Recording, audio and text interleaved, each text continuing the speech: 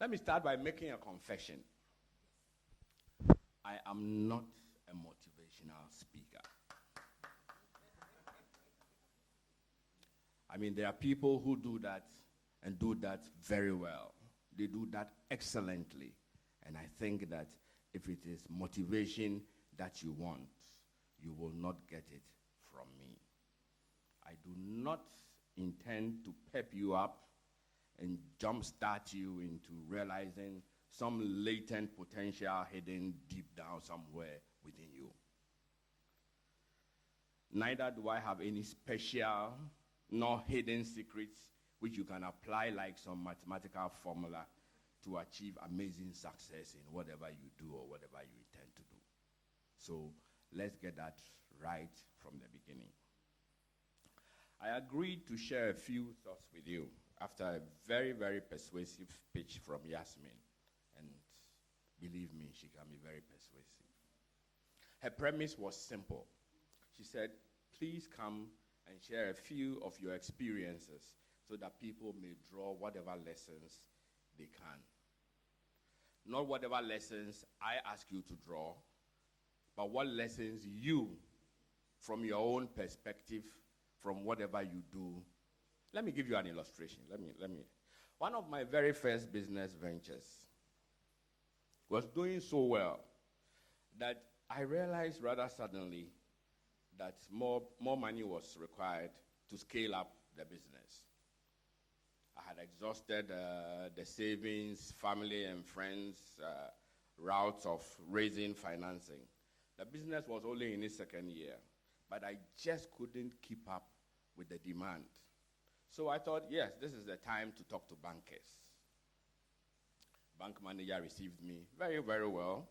After all, I was a good customer. Later on, I was to learn that at that time, my company was one of the top 20 companies in his branch. So he received me very well, supportive, and immediately he offered me what credit limit he, as a branch manager, could give.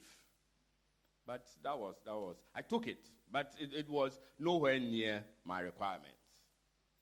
So applications had to be put in to head office, and very soon the result came. The request was granted, but subject to provision of landed property as collateral. I was much younger, but I wasn't too devastated.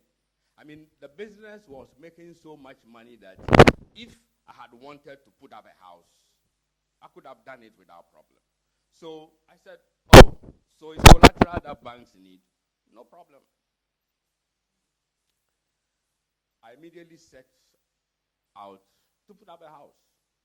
And believe me, within 7 months, I had put up a small house. I put it in my books as managing director's residence. So, collateral satisfied. I went back to the bank, informed my friendly branch manager, okay, reapply with title documents and all that. We put that in. This time, it got approved by the old team, but the corporate credit team had a new young member, non-Ghanaian. Apparently, they had brought him in to strengthen the team. He looked at our books, he looked at our financials and said, but this business, it seems to me that you have been diverting money from the business into putting up this so-called managing director's house, So I said, yes, I have. That is what it says. He said, but that is bad management practice. I said, yes, I know. That is bad management practice. But we put in an application in your bank, and they said, without collateral, they saw a very good business proposal, but without collateral, I couldn't have the kind of money that I required. So what lessons would we learn from such an episode? What do you think?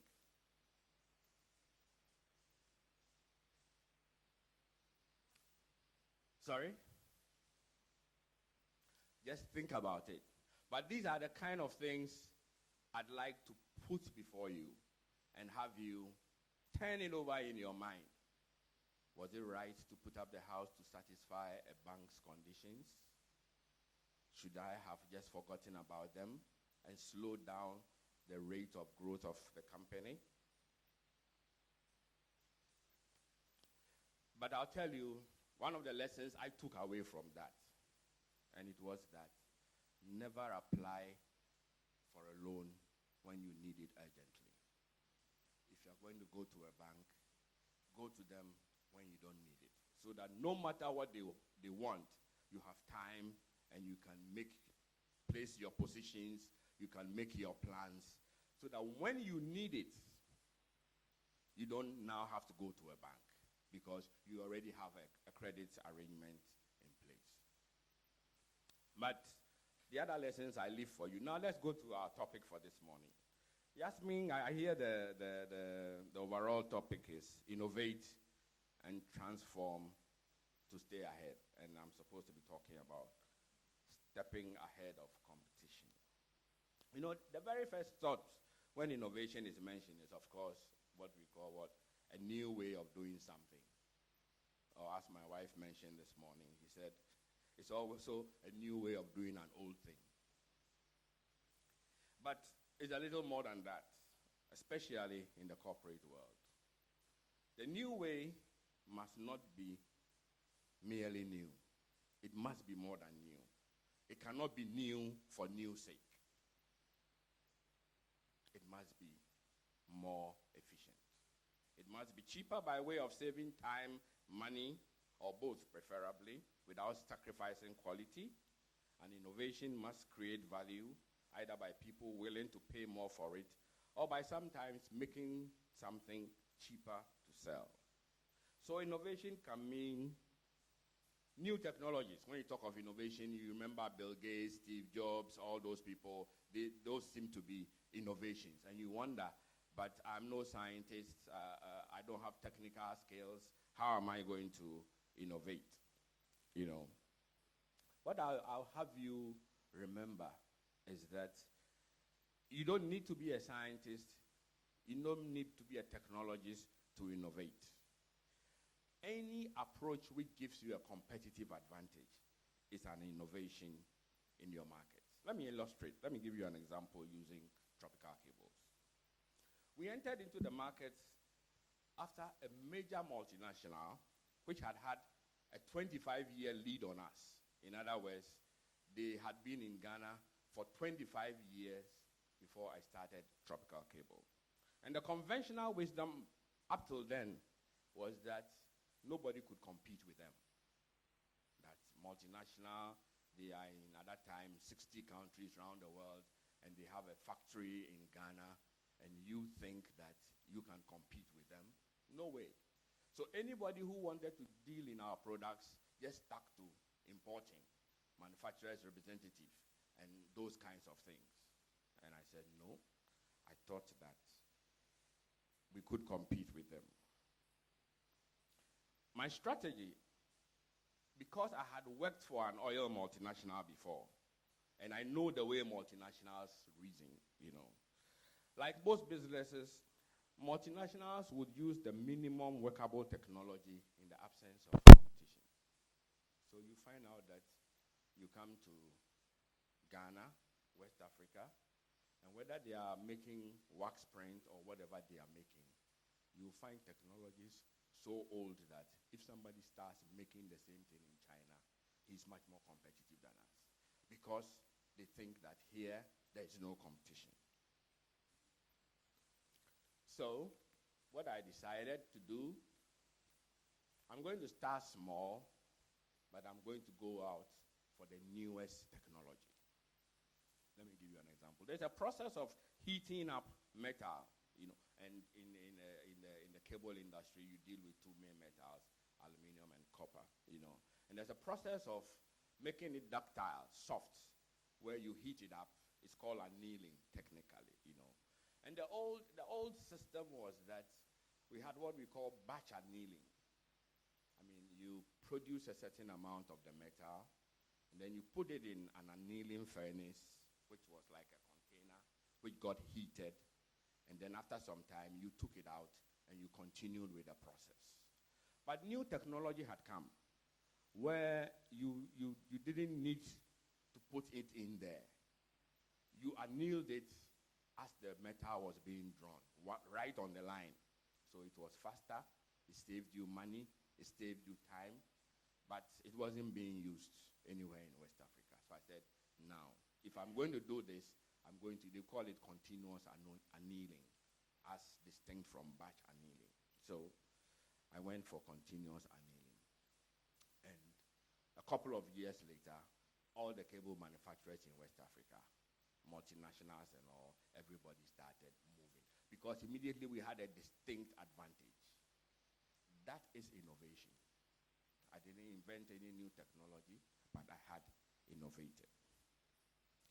Competing with well-established multinational required us also to eliminate any possible issue of quality. Because you were coming into a market, there was huge multinational there. You also had a lot of imports from all around the world. You're going to be a local manufacturer. You cannot cut corners. Not only can you not cut corners, but you must be seen not to have cut corners. I hope you recognize the distinction between the two. You may produce a quality product, but if people do not recognize that it is a good quality product, no good. So you are making plantain chips or you are making plantain powder. You need to make sure that your customers, the people you are making it for, recognize that you are making a good quality product. And so to establish our quality credentials, we decided after extensive debate, because at that time, even now, it is quite expensive. By that time, it was very expensive, to certify our quality management system to ISO 9000. ISO 9000 is the International Quality Management System Standard for manufacturing. Let me explain how it works. In most systems, you have what we call product quality check. So I make a microphone. When the microphone is done, then you take the microphone and test it. And if it passes the test, then you say that it is okay and it can go to market. That is the normal quality standard. But ISO 9000 is different.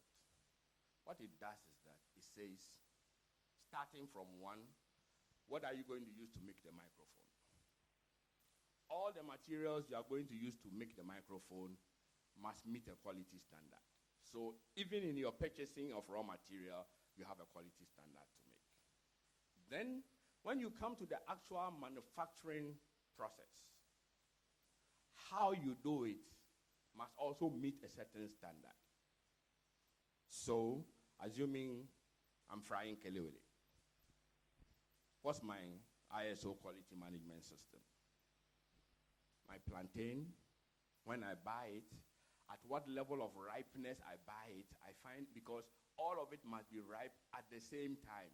That is why when you go to KFC, the chicken tastes the same each time, every time, no matter where you are.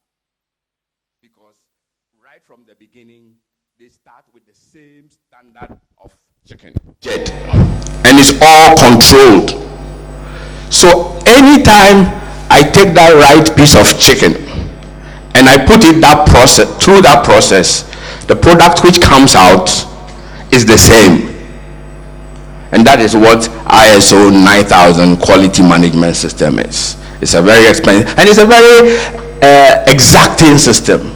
It means you yourself as a manufacturer must be constantly aware and document what you are doing and what you do to make sure that you have a consistent quality. So we decided to go for ISO 9000 quality management system. After about 18 months it took us, and close to 100,000 US, we became the first cable manufacturer to obtain ISO certification in West Africa.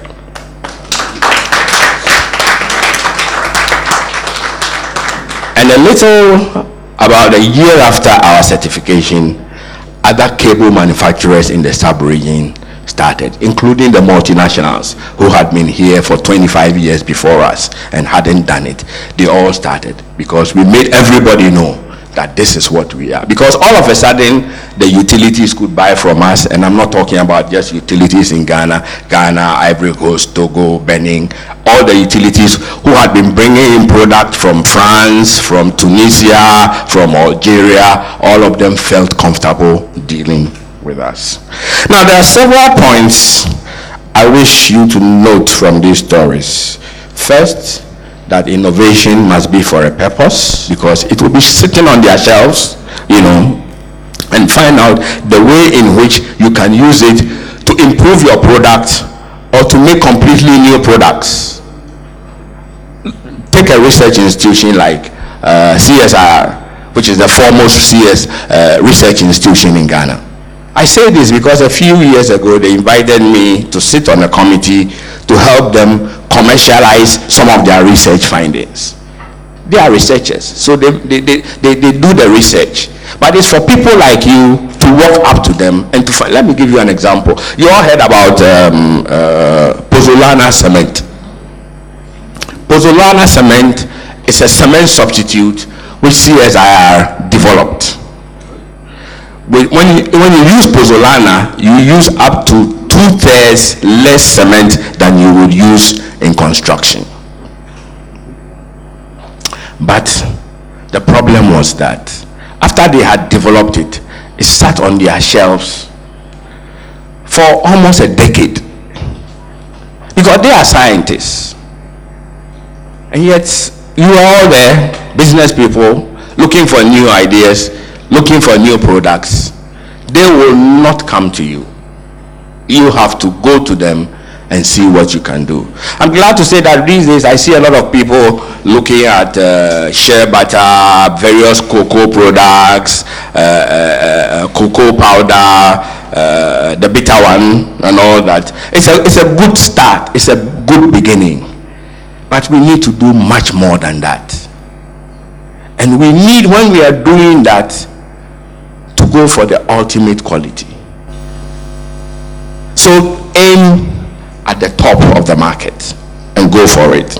I remember a few years ago I met in Seattle a venture capital firm which had acquired a patent for a form of ice called nano ice. This is ice particles which are so tiny. You know what we call nano size. I mean, nano size is a scientific size which is so tiny that you cannot see it with your naked eye, This company had developed nano ice, so the ice, though solid, because remember ice is solid, ice is not water. Though solid, the ice could flow like water. And the advantages are that, with nano ice, whatever you put on it, it chills it so fast that whatever is in it gets preserved. So whether it's fish, they developed it originally to be used in the fishing industry, whether it's fish or whatever, and it preserves it in a reduced amount of time. And the most interesting part of it is that to produce nano ice, you use less energy than you would in your normal ice blocks and ice flakes and things which were being done, So, and the firm was at the stage where they were in the process of developing the technology, like I said, for use in the fishing industry. I was so fascinated that I immediately invested. I invested in the company. Eventually, we found even more uses for the ice, and the company is doing spectacular. The latest use of nano ice is for freezing and preserving organs for human transplant. Up till now, my company goes to the physics department of the University of Ghana for various things. I won't tell you what.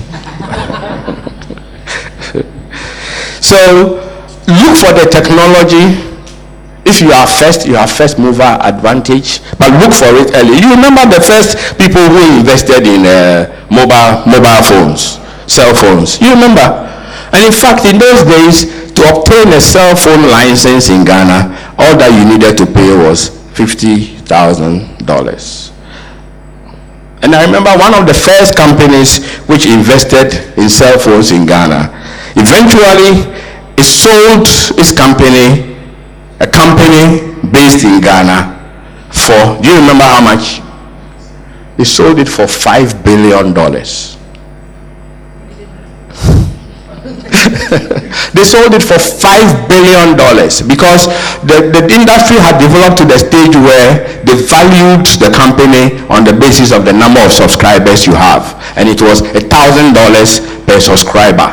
And at the time that they sold, that was from Ariba to whatever, you know.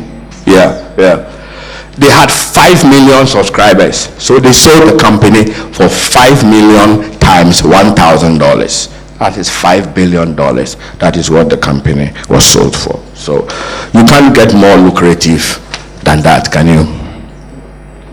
I will also have you look at innovation, you know, as a way of thinking. Because I mean, as a business person, one of the biggest advantages you have over everybody else is your manner, your style, your approach, the way you think about things. You know, I have a friend I share fantasies with, and one of the fantasies we constantly share is assuming you woke up tomorrow and you were not you, and all of a sudden you woke up and you were somebody. You didn't have a car, you didn't have a house, you didn't have a family, you had to start all over again. What would you do? I remember the first answer he said was, I'll look in my pocket and see what money I have in it. And I said, assuming you woke up and there's no money in your pocket, what would you do? How would you start all over again?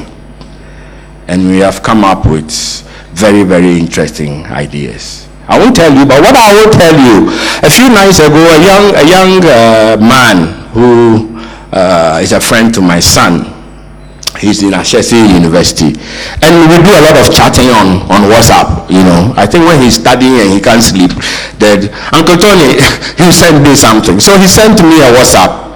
He said, Uncle Tony, I got an idea. Want to hear it? I said, so what is it this time? He says, I got irritated peeling yam. What do you think about processing and bagging of frozen yam, just like it's done for the potato fries we buy in shops? I said, wow. Of course, it's not a new idea, is it? But he's seeking to copy what someone else has done somewhere else, you know, but for a product he is familiar with. This illustrates, I'm saying this to illustrate the kind of thinking we should learn to have. I mean, when you attend entrepreneurship programs, they always talk about various qualities of an entrepreneur and all that. I think the greatest one is opportunity seeking. And really, opportunity seeking is all about innovation, doing things a new way. And as an entrepreneur, when you hit the streets, you go out, even when you drive your car into a washing bay, doesn't even occur to you how you could do that better. And that's one of the ideas I shared with my friend. Maybe I would go to a washing bay and start washing cars. And I would wash cars so well that I would get more tips. And I'll save the tips I get in order to be able to acquire a washing bay at the next site. So that is how I'll start up if I woke up with nothing in my pocket. But the important thing is learn to think in different, original, opportunity-seeking ways. Innovation can also be, we call it either revolutionary, as it's completely new, something different, and people have been known to come up with a product which you didn't even think you need. You didn't even think there was a product like that.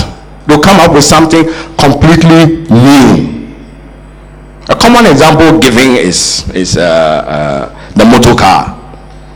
I mean, when before the motor car, we had horses and carriages. And somebody said, if somebody had asked Henry Ford, if Henry Ford had asked somebody what kind of transport vehicle that he wants, so that Henry Ford, would go ahead and develop it, you know what the person would have said? Faster horses, nicer horses, neater horses. So, I mean, you need to get to the situation where you can think up new things. I mean, 6 ladies, and they walk into the duty free, and they go straight for a product, and everybody is picking 3 or 4 of it. So I'm curious, so I hang back and let them pass through. Then I go there and look at what product is it. It's a shea butter product, nicely packaged. And I'm wondering that these are white girls, and shea butter, what are they going to do with it? So I get on the flight. I'm on the Emirates flight. So I called one of them and said, look, I saw you girls picking up shea butter.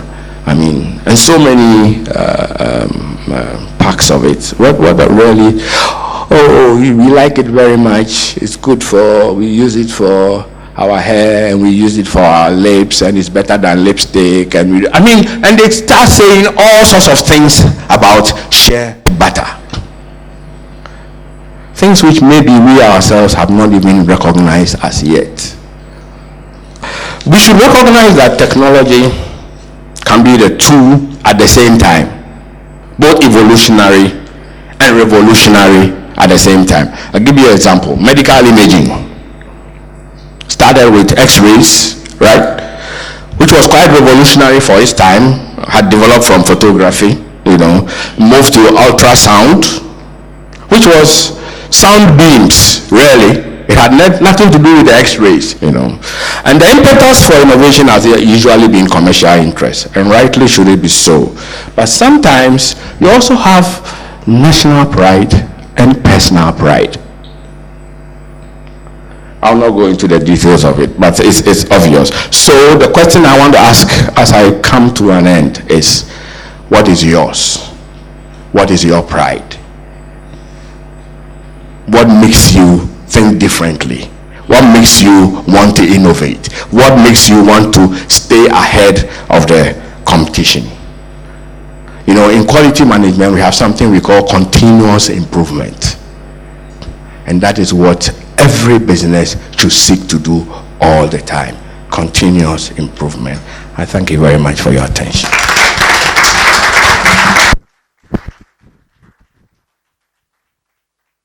And he said he wasn't a motivational speaker. I think he just said that just to prepare us for the least, but you gave us the most. Dr. Oteng-Gyasi, please put your hands together one more time. Go ahead, please. Kofi Ansan from Sunsquare Ventures, a construction company. Mine is, for a relatively new business and taking up that huge challenge of going through the ISO certification. I'm just looking at the capital outlay and how exacting it was. How were you able to internalize it, keep your focus in order to overcome that challenge and execute it, as it were? Because for a new business to make that kind of huge investment, I think was very, very challenging. Excellent question. You recall that I also spoke about one of the first companies I started doing so well. I describe myself as a serial entrepreneur. And when they asked how many have had a company fail, I raised my hand. I've had companies fail, and I make no regrets for it. What I do know is that for anything I do which fails, the lessons are worth the money I lose. I don't mind failing, but the lessons are definitely worth the money I lose. And there are companies which do well, and most of them do well. We do very well. So it was a new company, but I had come to Tropical Cable from, I think that was Tropical Products. I had a company which I grew to become the largest manufacturer of pallets. You know pallets that you use, industrial pallets, and crates, wooden crates. You remember at one time in Ghana, if you wanted to buy a box of Coca-Cola, it came in a wooden box. Okay, they used to make those boxes. Carpenters used to make those boxes, and a group of carpenters will go and take an order from Coca-Cola or somebody, and they'll make 50 a day. And I sat down and I said, there must be a more efficient way of doing this. So I looked into it. I got a few engineer friends, and we broke it down into a series of actions which didn't require a carpenter. So we could take anybody off the streets and put him on a production line. And we started with wooden pieces from one side, and you start knocking them together. And by the time we got to the end of this thing, we had a crate with a metal strap put on it, a handle made on it, and everything. And I could make 3,000 of that crate in a day. So I became the biggest Coca-Cola, Pepsi-Cola, Accra Brewery, all of them. We were the largest manufacturer of wooden crates and pallets in this country. So there was money to be made. There was always money to be made if you go about it the right way.